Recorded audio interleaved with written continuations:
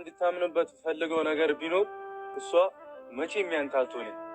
ቅድሚያ ቡትቶን ቀይርሽ።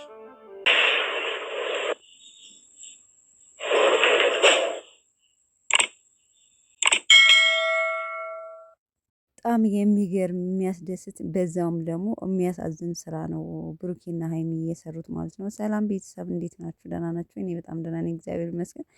ባላችሁበት ሰላማችሁ ብዝት ይበልልኝ። ጨረቃዎቹን ዞር ዞር ስል በሚገርም ስራ መጥተው አይቻቸው ወደ እናንተ አምጥቼዋለሁ ማለት ነው።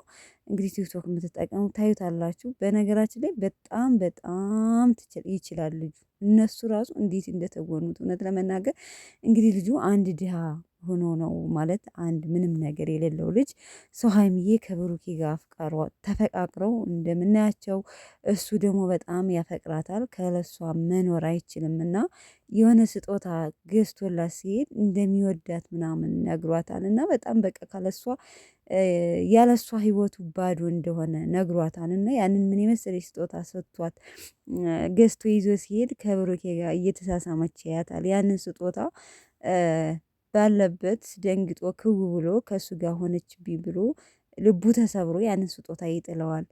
እውነት ለመናገር በጣም ነው አንጀቴን የበላኝ። በጣም በጣም ነው ያስለቀሰኝ። ማለት እኔ ምን እንደምላቸው አላውቅም። አንዳንዴ ፊልምም ስታዩ ያስለቅሳቸዋል። ምክንያቱም ከእውነተኛ ህይወት ጋር ስለሚሄድ ማለት ነው።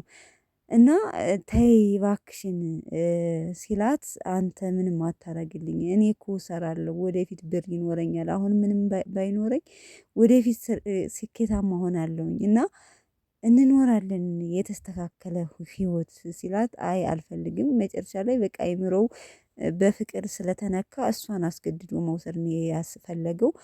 እሷ ደግሞ ብሩኬን ነው የምታፈቅረው። በሰዓቱ እሱን አትወደውም። ከብሩኬ ጋር ነው መሆን የምትፈልገው። እንደምታዩት ቪዲዮን ካላያችሁት በነገራችን ላይ ገብጃችኋለሁኝ፣ ቀንጨፍ አድርጌ ለቅቄዋለሁ እና ያው አይምሮ ተዛብቷል በእሷ ፍቅር ማለት ነው። ልጁ አብዷል፣ የመጨረሻ አብዷል፣ ሚንታል ሆኗል በቃ ሲያስታውስ በቃ አይምሮውን ሲነካው ሲለቃት እየሮጠች ብሩክ ሄዳ ነው እሱ ጋር ያቀፈችው። እና እውነት ለመናገር ሚኪ ትችላለህ፣ አስገርመኸኛል ነው ያለችው። ያበደ ስራ ነው እውነት ለመናገር እኔ